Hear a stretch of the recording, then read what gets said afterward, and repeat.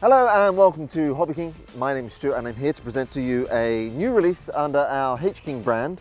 It's a V2 of a model that was very popular back in the day, and we seeing that the night was drawing in, at least now in this part of the hemisphere, we thought it was perfect time to bring back the Flybeam in the V2 iteration, and this is the Flybeam 2. Now, I always like to give a little bit of historical context, and those of you that are around at the time of flying, at the time cast your mind back maybe 10 years ago, maybe eight years ago even, and we brought the original Flybeam out and it was a great success. The Flybeam 2 is very much based on the V1 in terms of the overall proportions and size and looks, but we've changed some of the stylings, but most importantly, how we've deviated from the 1 to the 2 is in the weight. And I'll talk about the changes that we've made to really reduce that wing loading, because now with a much lighter wing loading that the Flybeam 2 has, it's a much more enjoyable and versatile sports model. Because first and foremost, it is a sports model. You could use it as a trainer if you wish.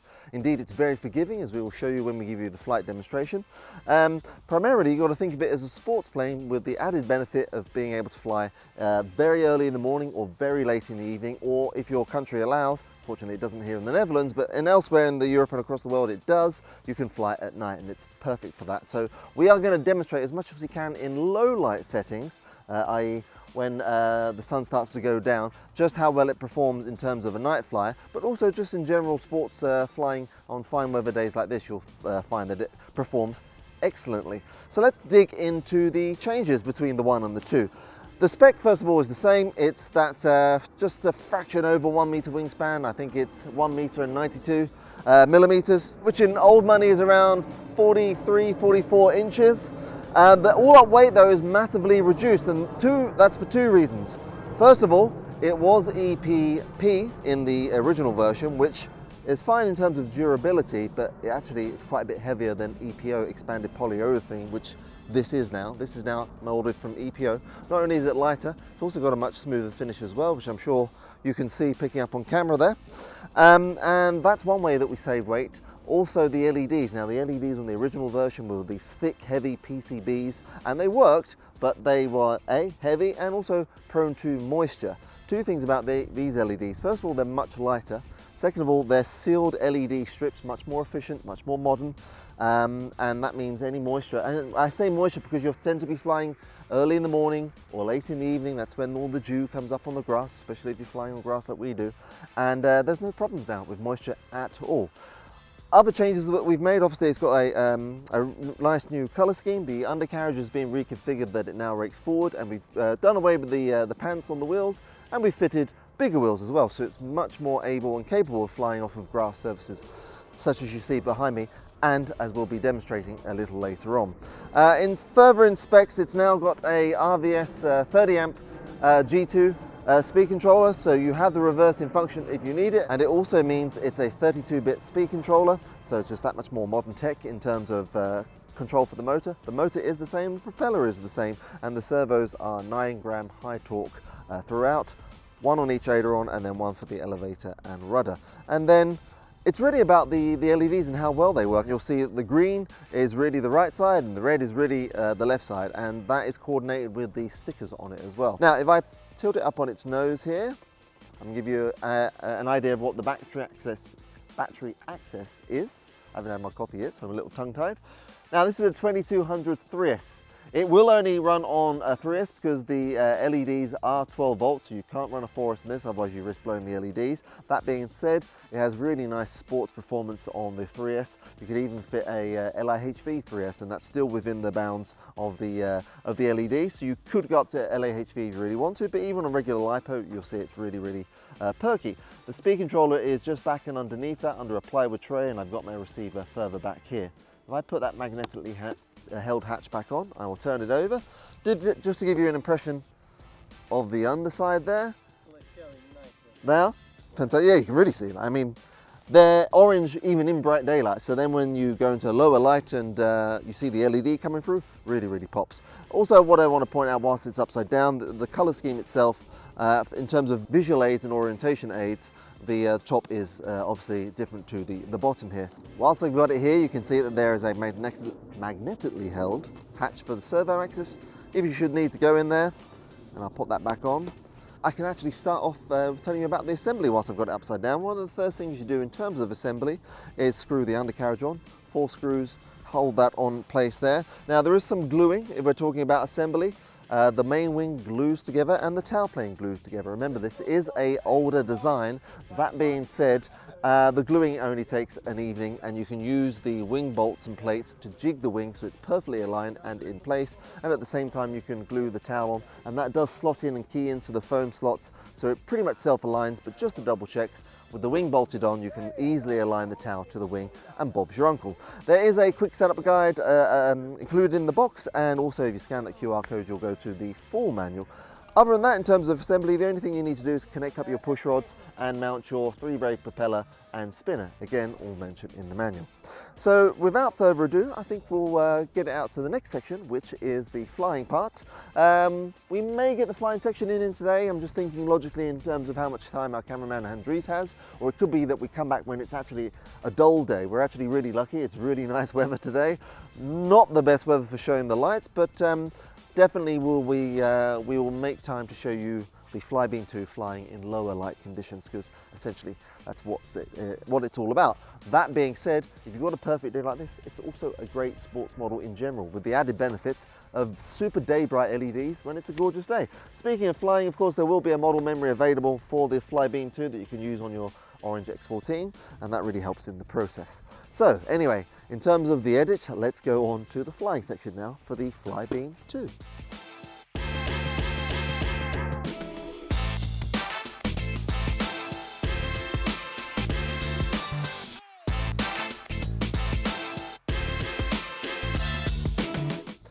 Okay, so we are out here, and unusually for end of November, it is glorious out here. I would say look at the sun, but then that'll play havoc with the camera. But you can see, look, it's really, really beautiful. Beautiful blue sky, a little bit crisp and sunny. Slightly unusual conditions to fly a night plane in. That being said, it will show you, just how bright these lights are, because in certain angles, even in brilliant daylight like this, you can really see how well the lights pop, especially on the bottom there. Maybe you can catch a bit of it there. But also just how good it is just as a general all-round sports model and or secondary trainer. It really is good. Don't think of it as only a night plane, because it's really not, as we will show you. We'll show you some ground handling, slow flight, faster flight, and just general all-round behavior of the Flybeam 2. Also remembering over the V1, this is EPO, not EPP, so it is lighter for that reason. Also it's lighter because the LEDs are a new form of LED. They are lighter weight and more efficient, and also something to note for flying in this type of year, there's lots of dew and moisture on the grass. These are splash proof, these LEDs, so that's a lovely bonus too. We've got if I can bring it around here, can you see the battery area? All good? Canopy comes off, I will show you. That is the 2200 Nanotech, I think it's the 40 to 50C, 3S, pushed all the way forward, Velcro down with the provided Velcro strap, and Bob's your uncle, you are ready to go. I'm going to give you a little quick demonstration of it taxiing. It is a tail dragger, so you will need to hold the elevator up. And just to give you an idea of throws, should we have a look at throws now before we go into that, Andres? Okay, can you see everything okay? Maybe if I just do this a little more. So for flying purposes, again, this will all be in the quick setup guide. That's my low rate in elevator. You can see it's not really much, but it doesn't need it. Rudder, aileron. Now, just flick it into high. See the difference there? And we'll show you how that translates in flight. Show me the elevator once again. Elevate, okay, low rate. High rate. There we go. Now really, I only use high rate for either taxiing on the ground with the elevator and the rudder, or for more extreme aerobatic maneuvers up in the air, as we'll demonstrate in just a second. Just one last thing to say, don't forget, if you've got a X14 radio, the model file for this model will be available on the site and eventually preloaded onto the radio. So, without further ado, let's give you guys a taxi test.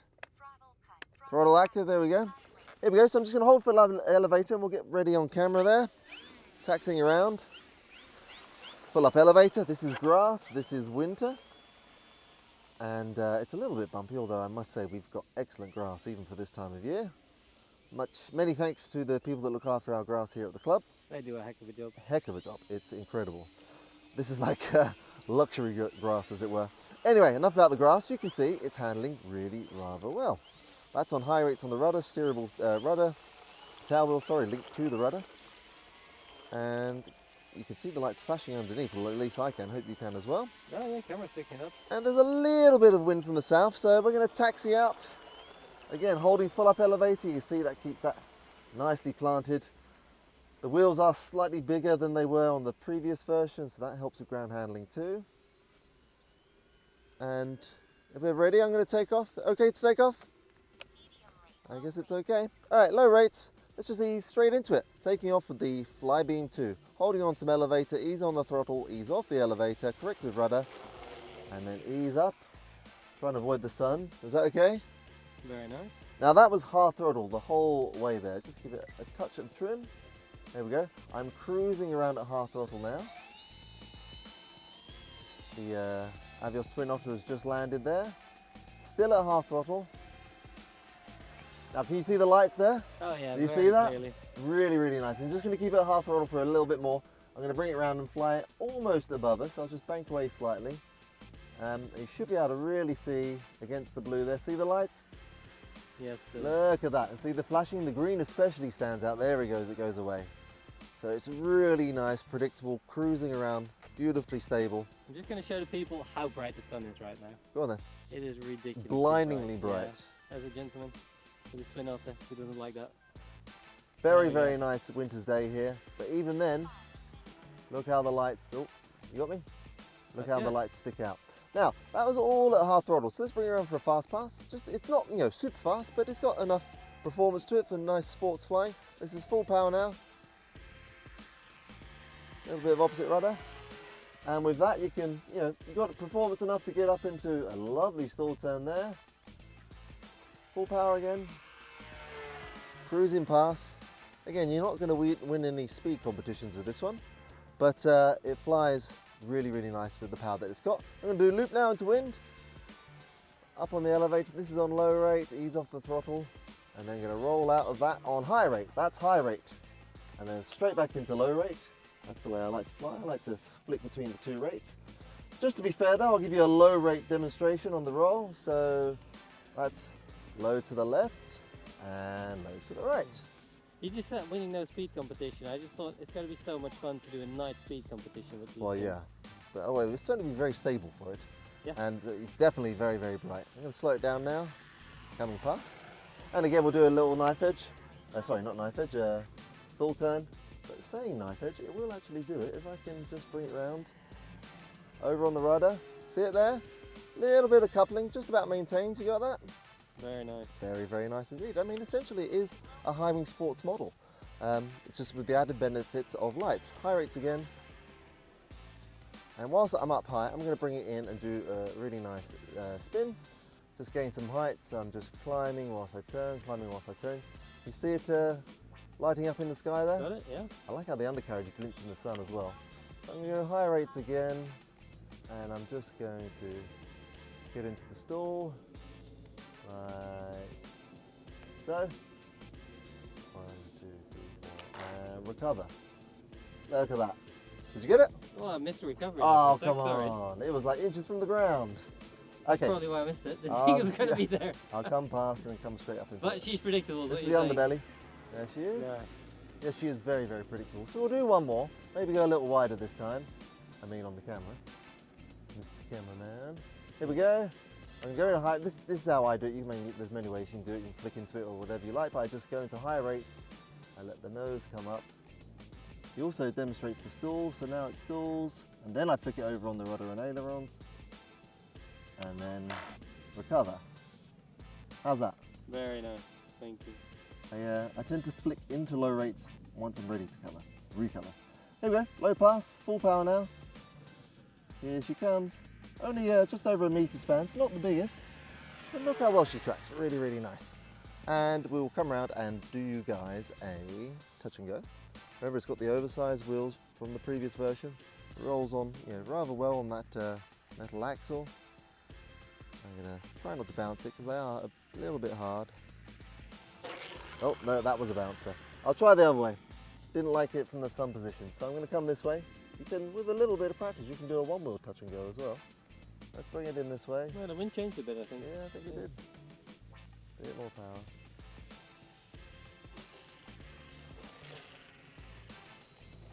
Oh, there we go. A bounce and go, we'll call it.